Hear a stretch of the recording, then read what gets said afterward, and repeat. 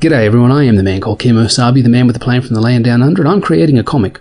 The Company Men, Dead, White and Blue is a 60-page full-colour comic about a CIA-run metahuman strike force burned by their own agency while operating in the Middle East, and they fight to clear their name and stop an imminent terrorist attack.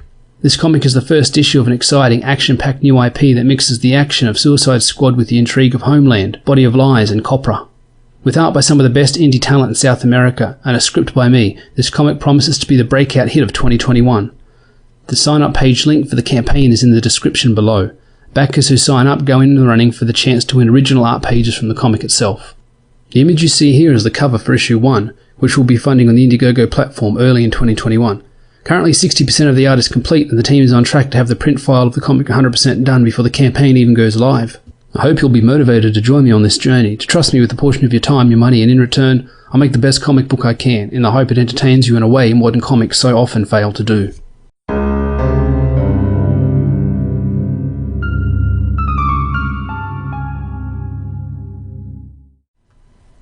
G'day everyone, I am the man called Kemosabe, the man with a plan from the land down under, and this is my review of the Napalm Brothers Volume 2 by SixScaleCombat. This book was fulfilled by the Indiegogo crowdfunding platform.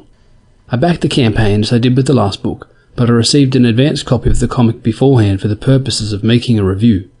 As usual, we'll take a look at the story, then the good, the bad, and the ugly of this comic book. The story starts with a flashback, the life story of Krieger, the commanding officer the Napalm Brothers identified as being responsible for Dwayne's death in the first issue. We see Krieger's journey from Hitler's ranks to being employed by the US to run spec ops in Vietnam. The story jumps to days before the first book. Dwayne is fighting his way through Krieger's mercenaries, furious that the former officer has been selling military-grade hardware to gangs in his neighborhood. When Dwayne confronts Krieger in person, Krieger has Dwayne drugged and throws him out a window, killing him. We jump to the place where Book 1 ended, Coop and Parko infiltrating a gang hideout, taking the fight to the Vatos. The ex-soldier's military skill and experience quickly trumps the gangster's aggression, and Parko finds among the dead gangsters a Vietnamese mercenary surrounded by grenades and other military-grade gear. It's clear to the duo that the Vatos, the Vietnamese and Krieger are all in league together, and the attack on the funeral last issue was an attempt to silence Dwayne's sister, Angel, who is investigating his death. Zeke recounts how they all know Krieger, while Krieger himself lies about Coop and Parko, blaming all the violence of the last few days on them, setting the police department on them. Leaving Angel behind, Zeke, Coop, Parko and their pet gorilla take a boat ride to an island owned by Krieger's import-export company. There they are attacked by tigers and the gorilla leaps to their defense. On the island they find a huge amount of munitions, which they also destroy. Back on the mainland, Angel continues her own investigation. She storms Krieger's stronghold and manages to hold her own until Krieger's second-in-command subdues her, and Krieger plans to drug her like he did to her brother. Instead of killing her outright, however, Krieger considers adding her to his harem. The second issue ends on this threat.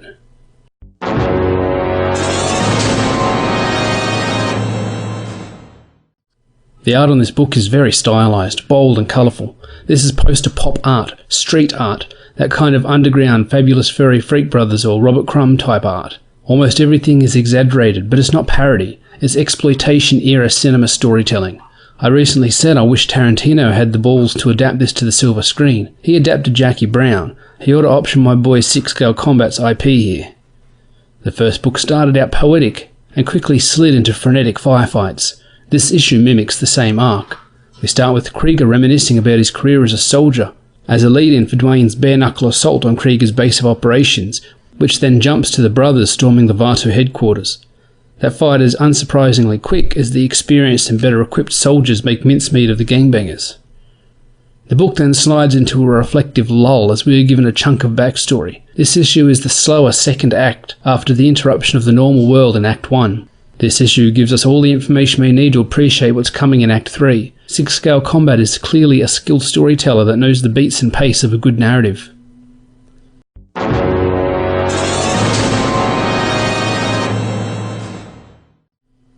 This book is very much my sort of comic. My biggest gripe is the wait for the next issue, which isn't really fair because SixScaleCombat is a one-man show. He writes, pencils, inks, colours and letters the books by himself. It's a rare book where I don't have much to say in the bad section of the review. There are some lines in the book that I think are stiff or kind of catchphrasy and don't gel as well as proper conversational dialogue. I think this could be mitigated by couching the catchphrases in some more conversational dialogue or having it as part of a character's internal monologue. This is probably just a matter of taste. I tend to write very real-sounding dialogue myself, so something as isolated as these panels felt grating to me on the first read. On subsequent readings, it seems more natural and didn't stand out as much as it did at first. For fans of the genre, they'll recognise over-the-top, bombastic catchphrases like this are part and parcel of exploitation cinema storytelling.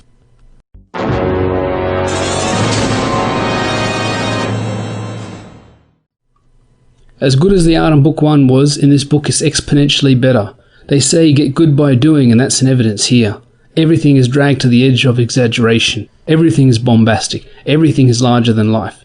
This title is something for almost everyone, and fans of post-Nam crime and action tales will feel right at home, as will the overlap that genre shares with classic blaxploitation films. You can tell SixScaleCombat is a fan of this era. The beats and scenarios he sets up show a deep understanding of what made those stories classics. He is tapping into the legitimacy and nostalgia of the genre by incorporating so many conventions of that kind of visual storytelling. At the same time, his work isn't derivative or just mimicking other works. It just has a similar coat of paint to movies and stories you know. It's violent, fast-paced, sexy and crude. The characters are politically incorrect and driven by very believable motivations. The character arcs seem mostly flat, but who doesn't love a good flat character arc? Coop seems to be feeling more at home, maybe because him and Parker are turning the world into a war zone, and Parker seems to be learning to care for his brothers in battle. They are small elements of a larger story, but the characters are growing. They are changing in response to their own personal obstacles set up in issue 1. There are so many design choices, from word balloons to colouring choice, that enhance the narrative and give this book its unique style. I'd said before, there is no one in indie comics doing anything quite like SixScaleCombat. This issue really works best if you've read the last one. On its own, issue 2 might seem disjointed because it relies on the setup from last issue. If you're interested in these books, I'd advise you email or contact SixScaleCombat on Twitter, and maybe see if you can arrange to purchase copies of issue 1 and 2. I think issue 3 is the last part of the Napalm Brothers saga, but I have it on good authority this isn't the last story SixScaleCombat will tell. I'd like to see a Dwayne spin-off, him using his martial arts skills to protect his neighbourhood, teaming up with his nunchuck-wielding sister and some third party to overcome pimps, dealers and crime lords. I often hear people online lament the forced inclusion of political ideologies and agendas into modern comic books, people saying they just want fun books that look cool. I hope these people are aware of the Napalm Brothers, because it's the answer to their prayers. That brings us to the end of the video. Thanks for watching. I hope you join me on the next one, and take care.